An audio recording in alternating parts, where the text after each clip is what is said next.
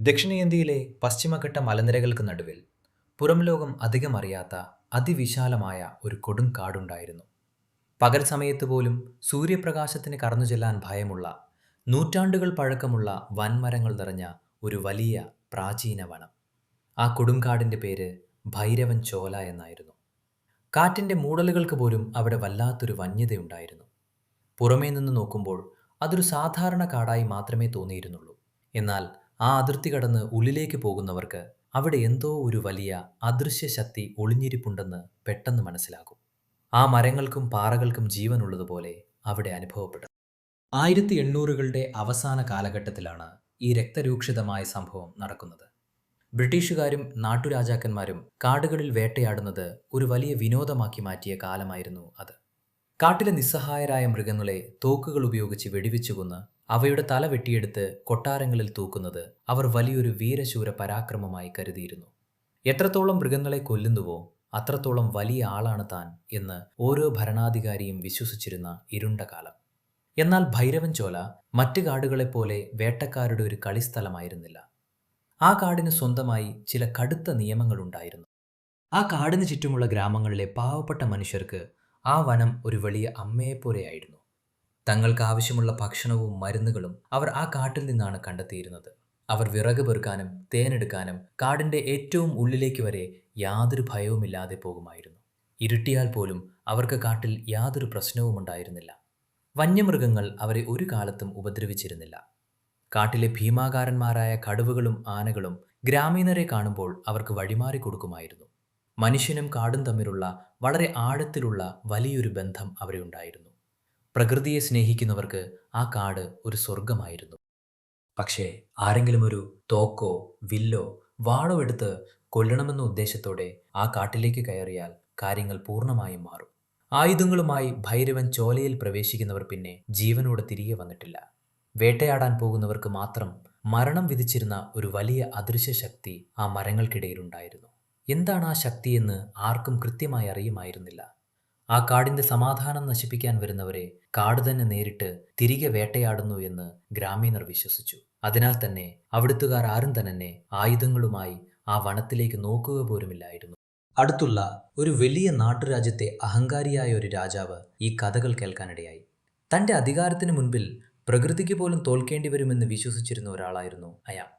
ഭൈരവൻ ചോലയിലെ ആ അദൃശ്യ ശക്തിയെ തോൽപ്പിക്കാൻ അയാൾ തീരുമാനിച്ചു. തൻ്റെ കൊട്ടാരത്തിലെ ഏറ്റവും മികച്ച വേട്ടക്കാരോടൊപ്പം രാജാവ് വലിയൊരു പടയുമായി കാട്ടിലേക്ക് തിരിച്ചു. വലിയ ആയുധങ്ങളും നാടൻ തോക്കുകളും കൂർത്ത കുന്തങ്ങളും അവർ കരുതിയിരുന്നു. വലിയൊരു ആനപ്പുറത്താണ് രാജാവ് കാട്ടിലേക്ക് പ്രവേശിച്ചത്. കാടിൻ്റെ ശാന്തതയെ പൂർണ്ണമായും തകർത്തുകൊണ്ട് അവർ വലിയ ശബ്ദങ്ങളുണ്ടാക്കി. പെരുമ്പറക്കുട്ടിയും കുഴലൂതിയുമായിരുന്നു അവരുടെ വരവ്. ആദ്യത്തെ ദിവസം കാട്ടിനുള്ളിൽ വെച്ച് അവർ വെള്ളം കുടിക്കാൻ വന്ന ഒരു വലിയ മ്ലാവിനെ വെടിവെച്ചു കൊന്നു. ചോര വീണ ആ കാട്ടിലെ മണ്ണ് ആദ്യമായി വിറങ്ങലിച്ചു. രാജാവ് വലിയ സന്തോഷത്തിലായിരുന്നു.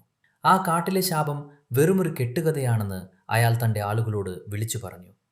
തൻ്റെ വേട്ടക്കാരുടെ വലിയ സംഘത്തിന് മുൻപിൽ വന്നു നിൽക്കാൻ കാട്ടിലെ ഒരു മൃഗത്തിനും ധൈര്യമില്ലെന്ന് അയാൾ ഉറക്കെ അഹങ്കരിച്ചു. അന്ന് രാത്രി കാടിൻ്റെ നടുവിലുള്ള ഒരു വലിയ മൈതാനത്ത് അവർ തമ്പടിച്ചു. വലിയ തീപ്പന്തങ്ങൾ കൊളുത്തി മ്ലാവിൻ്റെ മാംസം ചുട്ട് അവർ ആഘോഷങ്ങൾ തുടങ്ങി. മദ്യലഹരിയിൽ അവർ ആ കാടിനെയും കാട്ടുദൈവങ്ങളെയും അധിക്ഷേപിച്ച് പാട്ടുകൾ പാടി. എന്നാൽ ആ രാത്രിയിൽ കാര്യങ്ങൾ അവർ കരുതിയതുപോലെ ആയിരുന്നില്ല. പാതിരാത്രി കഴിഞ്ഞതോടെ കാവൽക്കാർ ഉറങ്ങുന്ന തമ്പുകൾക്ക് ചുറ്റും കനത്ത നിശബ്ദത പരന്നു. കാട്ടിലെ ചീവീടുകളുടെ ശബ്ദം പോലും പെട്ടെന്നില്ലാതായി. വായുവിൽ വല്ലാത്തൊരു തണുപ്പ് പടർന്നു. തീപ്പന്തങ്ങളുടെ വെളിച്ചം പതിയെ കുറഞ്ഞു വന്നു. പെട്ടെന്ന് അതിൽ കാവൽ നിൽക്കുകയായിരുന്ന ഒരു ഭടനെ കാണാതായി. യാതൊരു ശബ്ദവും ആരും കേട്ടില്ല. കാട്ടിൽ ഒരു ഉണങ്ങിയ ഇല അനങ്ങുന്ന ശബ്ദം പോലും ഉണ്ടായില്ല. തൊട്ടടുത്ത് നിന്ന ആളെ പെട്ടെന്ന് ഇരുട്ടിലേക്ക് അപ്രത്യക്ഷനായത് കണ്ട് ബാക്കിയുള്ളവർ ഭയന്നു. അവർ തോക്കുകളുമായി ചുറ്റും തിരയാൻ തുടങ്ങി. എന്നാൽ കനത്ത ഇരുട്ടിൽ നിന്ന് യാതൊരു മറുപടിയും അവർക്ക് ലഭിച്ചില്ല. കുറച്ചു സമയത്തിന് ശേഷം തിരയാൻ പോയ രണ്ടാമത്തെ ആളെയും കാണാതായി. ഒരു ചെറിയ നിലവിളി പോലും പുറപ്പെടുവിക്കാൻ അവർക്ക് കഴിഞ്ഞിരുന്നില്ല. ഭയം ആ ക്യാമ്പിലേക്ക് പൂർണ്ണമായും ഇരച്ചുകയറി. പുലർച്ചെയായപ്പോഴേക്കും രാജാവിനൊപ്പം വന്ന പകുതിയിലധികം ആളുകളും യാതൊരു അടയാളവുമില്ലാതെ അപ്രത്യക്ഷരായി. ബാക്കിയുള്ളവർ ഭയം കൊണ്ട് പരസ്പരം നോക്കി വിറയ്ക്കുകയായിരുന്നു. രാജാവ് ഉറക്കമുണർന്ന് തൻ്റെ തോക്കുമെടുത്ത് പുറത്തേക്ക് വന്നു. എങ്ങും ഭയാനകമായ നിശബ്ദത മാത്രം. ഉറങ്ങാൻ കഴിയാതെ ഭയന്നുപോയ അയാൾ തൻ്റെ ആനയുടെ അരികിലേക്ക് ഓടി. എന്നാൽ ആനയെ ബന്ധിച്ചിരുന്ന വലിയ ചങ്ങലകൾ പൊട്ടിക്കിടപ്പുണ്ടായിരുന്നു. ആനയെയും കാണാനില്ലായിരുന്നു. അപ്പോഴാണ് മരങ്ങൾക്ക് മുകളിൽ നിന്ന് ആ ഭയാനകമായ കാഴ്ച അവർ കണ്ടത്. രാജാവിൻ്റെ കയ്യിൽ നിന്ന് തോക്ക് താഴെ വീണുപോയി. കാണാതായ കാവൽക്കാരുടെ തോക്കുകളും ആയുധങ്ങളും വലിയ മരക്കൊമ്പുകളിലൊടിച്ച് തൂക്കിയിട്ടിരിക്കുന്നു. അവരുടെ ശരീരങ്ങൾ എങ്ങുമുണ്ടായിരുന്നില്ല. വലിയ ഇരുമ്പ് തോക്കുകൾ പോലും ഏതോ വലിയ ശക്തി കൊണ്ട് രണ്ടായി ഒടിച്ചിട്ടുണ്ടായിരുന്നു. അത് മനുഷ്യൻ്റെ ശക്തിയല്ല എന്ന് അവർക്ക് മനസ്സിലായി. ആ അദൃശ്യജീവി അവരെ കൊന്നു തിന്നതായിരുന്നില്ല, മറിച്ച് വേട്ടക്കാരെ അവരുടെ തന്നെ ആയുധങ്ങൾ കാണിച്ച് ഭയപ്പെടുത്തുകയായിരുന്നു. ജീവൻ വേണമെങ്കിൽ ആയുധങ്ങൾ ഉപേക്ഷിച്ച് കാടിറങ്ങുക എന്നതായിരുന്നു ആ വലിയ സന്ദേശം. ഭയം മൂലം രാജാവിൻ്റെ സമനില പൂർണ്ണമായും തെറ്റി. അയാൾ തൻ്റെ പ്രിയപ്പെട്ട തോക്ക് അവിടെ തന്നെ വലിച്ചെറിഞ്ഞ് കാട്ടിലൂടെ ഭ്രാന്തനെ പോലെ ഓടി. കൂടെയുണ്ടായിരുന്നവരും ജീവനും കൊണ്ട് ഗ്രാമത്തിലേക്ക് ഓടി രക്ഷപ്പെട്ടു. അവർ ഓടിയ വഴികളിലെല്ലാം കാട് അവരെ നോക്കി പരിഹസിക്കുന്നത് പോലെ തോന്നി. പിന്നീട് അയാൾ ഒരിക്കലും ആ കാട്ടിലേക്ക് നോക്കിയിട്ടില്ല. തൻ്റെ ജീവൻ തിരിച്ചു കിട്ടിയത് വലിയൊരു ഭാഗ്യമായി അയാൾ കരുതി. അധികം വൈകാതെ ആ രാജാവിന് പൂർണ്ണമായും ഭ്രാന്ത് പിടിച്ചു. ഈ വലിയ സംഭവത്തോടെ ഭൈരവൻ ചോലയുടെ പേരും അവിടെയുള്ള അദൃശ്യ ശക്തിയുടെ കഥയും ബ്രിട്ടീഷ് ഉദ്യോഗസ്ഥർക്കിടയിൽ വലിയ ചർച്ചയായി. ഇതൊരു വലിയ വെല്ലുവിളിയായി ബ്രിട്ടീഷ് പട്ടാളം ഏറ്റെടുത്തു. കാടിനെ കീഴടക്കാൻ അവർ പുതിയ തീരുമാനങ്ങളെടുത്തു. ലണ്ടനിൽ നിന്ന് ക്യാപ്റ്റൻ സ്റ്റേർലിംഗ് എന്ന വളരെ പ്രശസ്തനായ വേട്ടക്കാരൻ ഇതിനായി അവിടെ എത്തി. ആഫ്രിക്കയിലെ കൊടുംകാടുകളിൽ വലിയ സിംഹങ്ങളെയും ആനകളെയും വേട്ടയാടിയുള്ള വലിയ അഹങ്കാരം അയാൾക്കുണ്ടായിരുന്നു. വലിയ ഡബിൾ ബാരൽ തോക്കുകളും വിദഗ്ധരായ വേട്ടക്കാരുടെ ഒരു വലിയ സംഘവുമായാണ് അയാൾ ഭൈരവൻ ചോലയുടെ അതിർത്തിയിലെത്തിയത്. ബ്രിട്ടീഷ് സാമ്രാജ്യത്തിൻ്റെ ശക്തിക്ക് മുൻപിൽ ഒരു ഇന്ത്യൻ കാടിനും പിടിച്ചു നിൽക്കാൻ കഴിയില്ലെന്ന് അയാൾ വിശ്വസിച്ചു. കാടിൻ്റെ അതിർത്തിയിൽ വെച്ച് വിഷ്ണു എന്നൊരു തദ്ദേശീയനായ ചെറുപ്പക്കാരനെ അയാൾ തൻ്റെ വഴികാട്ടിയായി കൂടെ കൂട്ടി. വിഷ്ണുവിന് ആ കാടിൻ്റെ ഓരോ ചെറിയ സ്പന്ദനവും വ്യക്തമായി അറിയാമായിരുന്നു. വിഷ്ണു സ്റ്റെർലിങ്ങിനോട് ആയുധങ്ങളുമായി കാട്ടിൽ കയറരുതെന്ന് പലതവണ കൈകൂപ്പി കെഞ്ചി പറഞ്ഞു.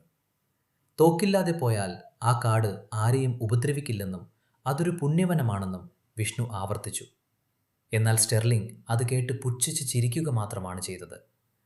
ഒരു മൃഗത്തിനും ബ്രിട്ടീഷ് സാമ്രാജ്യത്തിൻ്റെ തോക്കുകളെ തോൽപ്പിക്കാൻ കഴിയില്ലെന്ന് അയാൾ വിഷ്ണുവിനോട് പറഞ്ഞു. വേണമെങ്കിൽ വഴി കാണിച്ച് മുൻപിൽ നടക്കുക, അല്ലെങ്കിൽ ഇവിടെ വെച്ച് നിന്നെ ഞാൻ വെടിവെക്കും എന്ന് അയാൾ വിഷ്ണുവിനെ ഭീഷണിപ്പെടുത്തി. വേറെ വഴിയില്ലാതെ വിഷ്ണു അവരോടൊപ്പം കാട്ടിലേക്ക് കയറാൻ തയ്യാറായി. മനുഷ്യൻ്റെ അഹങ്കാരത്തിന് വലിയ വില കൊടുക്കേണ്ടി വരുമെന്ന് അവൻ അറിയാമായിരുന്നു. അടുത്ത ദിവസം അതിരാവിലെ ആ വലിയ സംഘം ഭൈരവൻ ചോലയുടെ ഇരുളിലേക്ക് പ്രവേശിച്ചു.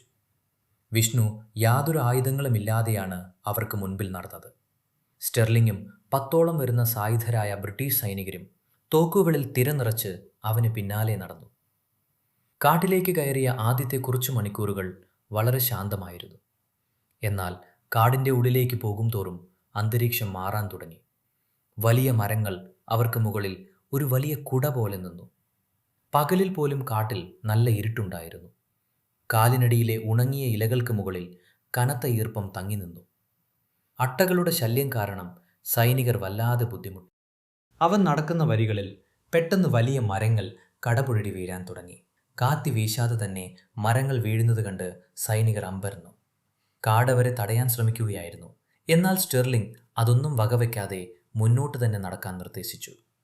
പെരിയാറിലെ കാടുകളിലൂടെ നാം നടക്കുമ്പോൾ കാണാറുള്ള കരിങ്കുരുങ്ങുകളുടെ ആ പരിചിതമായ അപായ ശബ്ദം ഭൈരവൻ ചോലയിലും പെട്ടെന്ന് ഉച്ചത്തിൽ മുഴങ്ങി. വരാനിരിക്കുന്ന ഒരു വലിയ വിപത്തിൻ്റെ സൂചനയായിരുന്നു അത്. ആ ശബ്ദം സ്റ്റെർലിങ്ങിനെ വല്ലാതെ അസ്വസ്ഥനാക്കി. കാട്ടിലെ പക്ഷികളെല്ലാം പെട്ടെന്ന് ചിറകടിച്ച് പറന്നകന്നു.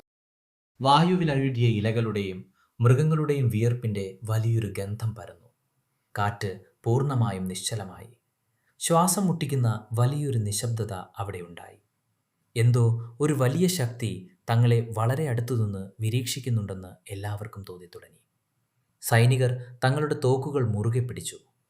താഴെ വലിയ മരങ്ങൾക്ക് പിന്നിലൂടെ എന്തോ ഒരു വലിയ മൃഗം യാതൊരു ശബ്ദവുമില്ലാതെ നടക്കുന്നുണ്ടെന്ന് അവർക്ക് മനസ്സിലായി.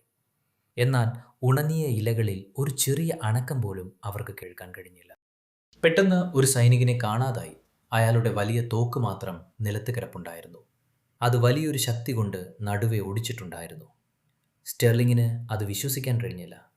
യാതൊരു ഒച്ചയും ഉണ്ടാക്കാതെ ഇത്രയും വേഗത്തിൽ ഒരാളെ കൊണ്ടുപോകാൻ ഏത് മൃഗത്തിനാണ് കഴിയുക? കടുവയോ പുലിയോ ആയിരുന്നെങ്കിൽ അവിടെ ചോരപ്പാടുകളോ ഇഴഞ്ഞ പാടുകളോ കാണേണ്ടതായിരുന്നു. എന്നാൽ അവിടെ യാതൊരു അടയാളങ്ങളും ഉണ്ടായിരുന്നില്ല. അയാൾ തോക്കിൽ തിരകൾ നിറച്ച് ചുറ്റും നോക്കി. വിഷ്ണു വളരെ ശാന്തനായി നിന്നു. കാട് അവിടെ നോക്കി ചിരിക്കുന്നത് പോലെ സ്റ്റെർലിങ്ങിന് തോന്നി. ആ അദൃശ്യനായ വേട്ടക്കാരൻ തൻ്റെ കളികൾ തുടങ്ങിക്കഴിഞ്ഞുവെന്ന് വിഷ്ണുവിന് മനസ്സിലായി. അവൻ കണ്ണുകളടച്ച് കാട്ടുദൈവങ്ങളോട് പ്രാർത്ഥിച്ചു. ബാക്കിയുള്ള സൈനികർ ഭയം കാരണം മരങ്ങൾക്ക് നേരെ തുരുതുരാ വെടിവെക്കാൻ തുടങ്ങി. വലിയ വെടിയൊച്ചകൾ കാടിനെ പ്രകമ്പനം കൊള്ളിച്ചു. എന്നാൽ അവരെ പരിഹസിക്കുന്നത് പോലെ അവരുടെ മുൻപിൽ വീണ്ടും വലിയ നിശബ്ദത വന്നു നിന്നു. ആ വെടിയൊച്ചകൾ കാടിനെ കൂടുതൽ കോപിപ്പിക്കുക മാത്രമാണ് ചെയ്തത്. ഉച്ചയായപ്പോഴേക്കും 4 പേരെ കൂടി നിഗൂഢമായി കാണാതായി. അവർ നടന്നുപോയ വഴികളിൽ ആയുധങ്ങൾ മാത്രം ബാക്കിയായി. കാണാതായവർ എവിടെയെങ്കിലും കിടന്ന് നിലവിളിക്കുമെന്ന് സ്റ്റെർലിംഗ് കരുതി. എന്നാൽ ഒരു ശബ്ദവും അവിടെ ഉണ്ടായില്ല. വെടിയൊച്ചകൾ മുഴങ്ങിയെങ്കിലും ലക്ഷ്യം തെറ്റിയ വെടിയുണ്ടകൾ മരങ്ങളിൽ ചെന്ന് തറച്ചുക മാത്രമാണ് ചെയ്തത്. ആ അദൃശ്യജീവിയെ ആർക്കും ഒരു നോക്കുപോലും കാണാൻ കഴിഞ്ഞില്ല. വൈകുന്നേരമായതോടെ കാട്ടിൽ കനത്ത കോടമഞ്ഞിറങ്ങി. ദൂരക്കാഴ്ച പൂർണ്ണമായും മങ്ങി. 10 അടിക്കപ്പുറം നിൽക്കുന്ന ആളെ കാണാൻ കഴിയാത്ത അവസ്ഥ. കാട്ടിലെ തണുപ്പ് അസ്ഥികളിലേക്ക് തുളച്ചു കയറാൻ തുടങ്ങി. സംഘത്തിൽ ഇനി സ്റ്റെർലിംഗ് ഉൾപ്പെടെ 3 സൈനികർ മാത്രമാണ് ബാക്കിയുള്ളത്. അവരെല്ലാവരും ചേർന്ന് കാടിൻ്റെ നടുവിലുള്ള വലിയൊരു പാറയുടെ മുകളിൽ കയറി നിന്നു. ചുറ്റും വലിയ ഈട്ടിമരങ്ങൾ നിറഞ്ഞു നിന്നിരുന്നു. മഞ്ഞിൻ്റെ തണുപ്പിലും സ്റ്റെർലിംഗ് ഭയം കാരണം വിയർക്കുന്നുണ്ടായിരുന്നു. താൻ ഇതുവരെ ആഫ്രിക്കയിൽ കണ്ടിട്ടുള്ള മൃഗങ്ങളെപ്പോലെയല്ല ഇതെന്നും ഇതിന് മനുഷ്യനേക്കാൾ ബുദ്ധിയുണ്ടെന്നും അയാൾക്ക് മനസ്സിലായി. താൻ ഇത്രയും കാലം വേട്ടയാടിയ മൃഗങ്ങളുടെ ശാപമാണ് ഇപ്പോൾ തന്നെ വേട്ടയാടാൻ വന്നിരിക്കുന്നതെന്ന് അയാൾക്ക് തോന്നി. എല്ലാവരും പുറംതിരിഞ്ഞു നിന്ന് 4 പാടും തോക്കുകൾ ചൂണ്ടി ശ്വാസമടക്കി കാത്തിരുന്നു. വിഷ്ണു മാത്രം ആ പാറയുടെ ഒരു വശത്ത് കണ്ണുകൾ അടച്ചു നിന്നു. ഭയമെന്ന വികാരം വിഷ്ണുവിൻ്റെ മുഖത്തുണ്ടായിരുന്നില്ല. പെട്ടെന്ന് മഞ്ഞിലൂടെ ഒരു വലിയ നിഴൽ തങ്ങൾക്ക് നേരെ നീങ്ങുന്നത് സ്റ്റെർലിംഗ് കണ്ടു. പതുക്കെ ആ രൂപം മഞ്ഞിന് പുറത്തേക്ക് വന്നു. ഒരു സാധാരണ കടുവയുടെ ഇരട്ടി വലിപ്പമുള്ള അതിഭയാനകമായ ഒരു രൂപം. അതൊരു ഭീമൻ കരിങ്കടുവയായിരുന്നു. പ്രകൃതിയുടെ ഏറ്റവും വലിയ അത്ഭുതം. പൂർണ്ണമായും ഇരുട്ടിൻ്റെ നിറമുള്ള വലിയ പരുക്കൻ ശരീരം. കാടിൻ്റെ ഇരുളിൽ അതിനെ കാണുക അസാധ്യമായിരുന്നു. വെളിച്ചമില്ലാത്ത ആ കാട്ടിൽ ആർക്കും അതിനെ എളുപ്പത്തിൽ കാണാൻ കഴിയുമായിരുന്നില്ല. അതായിരുന്നു ആ കാടിൻ്റെ അദൃശ്യനായ കാവൽക്കാരൻ. അതിൻ്റെ ഓരോ കാൽവെപ്പിലും വലിയൊരു ഗാംഭീര്യമുണ്ടായിരുന്നു. അതിൻ്റെ കണ്ണുകൾ കൊടിയ ദേഷ്യത്താൽ മഞ്ഞ വെളിച്ചം പോലെ തിളങ്ങുന്നുണ്ടായിരുന്നു. കൂർത്ത പല്ലുകൾക്കിടയിലൂടെ അത് പതിയെ ചീറ്റി. അതാദ്യമായി വിഷ്ണുവിൻ്റെ അടുത്തേക്ക് നടന്നു ചെന്നു. സ്റ്റെർലിംഗ് ശ്വാസമടക്കി പിടിച്ച് ആ കാഴ്ച നോക്കി നിന്നു. വിഷ്ണു യാതൊരു ഭയവുമില്ലാതെ അതിൻ്റെ തിളങ്ങുന്ന കണ്ണുകളിലേക്ക് നോക്കി. ആ ജീവി വിഷ്ണുവിനെ ഒന്നും ചെയ്തില്ല. അത് സ്നേഹത്തോടെ വിഷ്ണുവിനെ ഒന്ന് നോക്കുക മാത്രം ചെയ്തു. നിരായുധരായ കാടിനെ സ്നേഹിക്കുന്ന മനുഷ്യരെ അത് ഒരു കാലത്തും ഉപദ്രവിച്ചിരുന്നില്ല. അത് കേവലം ഒരു മൃഗമായിരുന്നില്ല, പ്രകൃതിയുടെ വലിയൊരു നിയമമായിരുന്നു. വിഷ്ണുവിനെ ഉപേക്ഷിച്ച് അത് തോക്കേന്തിയ സൈനികരുടെ നേർക്ക് തിരിഞ്ഞു. ആ കാടിൻ്റെ സമാധാനം നശിപ്പിക്കാൻ ആയുധങ്ങളുമായി വരുന്നവരെ അതൊരിക്കലും വെറുതെ വിട്ടിരുന്നുമില്ല.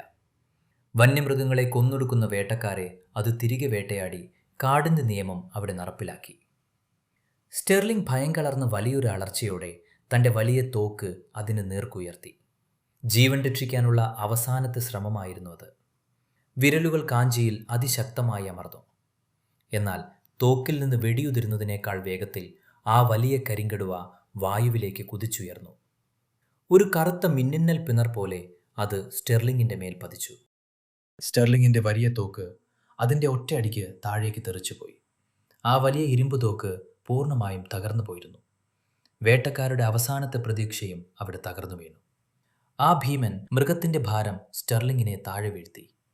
തൻ്റെ അഹങ്കാരത്തിന് വലിയൊരു വില നൽകേണ്ടി വന്നുവെന്ന് മരിക്കുന്നതിന് മുൻപ് ആ ബ്രിട്ടീഷ് ഉദ്യോഗസ്ഥൻ തിരിച്ചറിഞ്ഞു. പ്രകൃതിയുടെ ശക്തിക്ക് മുൻപിൽ മനുഷ്യൻ്റെ ആയുധങ്ങൾ വെറും കളിപ്പാട്ടങ്ങൾ മാത്രമാണെന്ന് ആ കാട് അവരെ വളരെ ക്രൂരമായി തന്നെ പഠിപ്പിച്ചു. ബാക്കിയുണ്ടായിരുന്ന അവസാന 2 സൈനികരും ഈ ഭയാനകമായ കാഴ്ച കണ്ട് ഭയം മൂലം ഹൃദയം തകർന്ന് അവിടെ തന്നെ മരിച്ചു വീണു. ഒരു തുള്ളി ചോര പോലും വീഴ്ത്താതെ അത് തന്നെ വേട്ട പൂർത്തിയാക്കി. വിഷ്ണു മാത്രം ആ വലിയ പാറപ്പുറത്ത് യാതൊരു പരിക്കുകളുമില്ലാതെ ഒറ്റക്കായി. ആ ഭീമൻ കരിങ്കടുവ വിഷ്ണുവിനെ ഒന്ന് നോക്കിയ ശേഷം മഞ്ഞിൻ്റെ ഇരുളിലേക്ക് തന്നെ വളരെ ശാന്തനായി നടന്നു മറഞ്ഞു. കാറ്റ് വീണ്ടും പതിയെ വീശാൻ തുടങ്ങി. കാട് അതിൻ്റെ പഴയ ശാന്തതയിലേക്ക് തിരികെ പോയി. പ്രകൃതി അതിൻ്റെ അസന്തുലിതാവസ്ഥ മാറ്റിയെടുത്തു എന്ന് വിഷ്ണുവിന് മനസ്സിലായി. വിഷ്ണു പതുക്കെ ആ പാറയിൽ നിന്ന് താഴെയിറങ്ങി ഗ്രാമത്തിലേക്ക് നടന്നു. പോകുന്ന വഴിയിലൊന്നും ആ വലിയ മൃഗം അവനെ യാതൊരു രീതിയിലും ബുദ്ധിമുട്ടിച്ചില്ല. ദിവസങ്ങൾക്ക് ശേഷം വിഷ്ണു ഗ്രാമത്തിൽ തിരിച്ചെത്തി നടന്ന സംഭവങ്ങൾ എല്ലാവരോടും പറഞ്ഞു. ഗ്രാമവാസികൾ ആ വലിയ കാട്ടുദൈവത്തിന് നന്ദി പറഞ്ഞുകൊണ്ട് പ്രാർത്ഥനകൾ നടത്തി. ബ്രിട്ടീഷ് പട്ടാളം പിന്നീട് വലിയ സന്നാഹങ്ങളോടെ കാട്ടിലേക്ക് പോയപ്പോൾ സ്റ്റെർലിങ്ങിൻ്റെയും സംഘത്തിൻ്റെയും ശരീരങ്ങൾ അവർക്ക് ലഭിച്ചു. അവരുടെ ആയുധങ്ങളെല്ലാം പൂർണ്ണമായും തകർക്കപ്പെട്ട നിലയിലായിരുന്നു. മാംസഭോജിയായ ഒരു മൃഗമായിരുന്നിട്ടും ആ കരിങ്കടുവ വേട്ടക്കാരുടെ ശരീരത്തിൽ നിന്ന് ഒരു കഷ്ണം മാംസം പോലും ഭക്ഷിച്ചിരുന്നില്ല. അത് കേവലം മനുഷ്യനെ തിന്നുന്ന ഒരു കൊലപാതകിയായിരുന്നില്ല, തൻ്റെ കാടിനെ സംരക്ഷിക്കുന്ന ഒരു വലിയ പോരാളിയായിരുന്നു. ആ വലിയ സംഭവത്തിന് ശേഷം ബ്രിട്ടീഷ് ഗവൺമെൻറ് ആ കാട്ടിൽ പ്രവേശിക്കുന്നത് കർശനമായി നിരോധിച്ചു. യാതൊരു വേട്ടക്കാരനും പിന്നീട് ഭൈരവൻ ചോരയിലേക്ക് ആയുധങ്ങളുമായി പോയിട്ടില്ല. അവിടെ വേട്ടയാടൽ പൂർണ്ണമായും എന്നേക്കുമായി അവസാനിച്ചു. കാടിനെ നോവിക്കുന്ന മനുഷ്യൻ്റെ ക്രൂരതകൾക്ക് അവിടെ വലിയൊരു അറുതി വന്നു. എന്നാൽ ഗ്രാമവാസികൾ ഇന്നും ആ കാട്ടിൽ യാതൊരു ഭയവുമില്ലാതെ നിർഭയം പോകുന്നുണ്ട്. അവർക്ക് കാട് ഇപ്പോഴും ആ പഴയ അമ്മ തന്നെയാണ്. അവർ ആ മരങ്ങളെയും മൃഗങ്ങളെയും ഇപ്പോഴും സ്നേഹിക്കുന്നു. ആ വലിയ കരിങ്കടുവയെ അവർ തങ്ങളുടെ കാവൽ ദൈവമായി ഇന്നും ആരാധിക്കുന്നു. കാടിൻ്റെ ഇരുളിൽ ആ കറുത്ത നിഴൽ ഇപ്പോഴും അവരെ സംരക്ഷിച്ചുകൊണ്ട് ജീവിച്ചിരിപ്പുണ്ടെന്ന് അവർ വിശ്വസിക്കുന്നു. പ്രകൃതിയുടെ നിയമങ്ങൾ മനുഷ്യൻ്റെ നിയമങ്ങളെക്കാൾ എത്രയോ വലുതാണെന്ന് ഈ കഥ നമ്മളെ ഓർമ്മിപ്പിക്കുന്നു.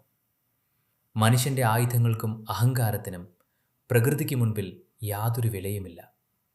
തങ്ങളെ ഉപദ്രവിക്കാത്തവരെ കാടും ഉപദ്രവിക്കില്ല എന്ന വലിയ സത്യം ഭൈരവൻ ചോല ലോകത്തിന് കാണിച്ചു കൊടുത്തു. കാടിൻ്റെ നിഗൂഢതകൾ അവസാനിക്കുന്നില്ല. മനുഷ്യനും പ്രകൃതിയും തമ്മിലുള്ള ഈ പോരാട്ടം കാലാകാലങ്ങളായി തുടർന്നുകൊണ്ടേയിരിക്കും.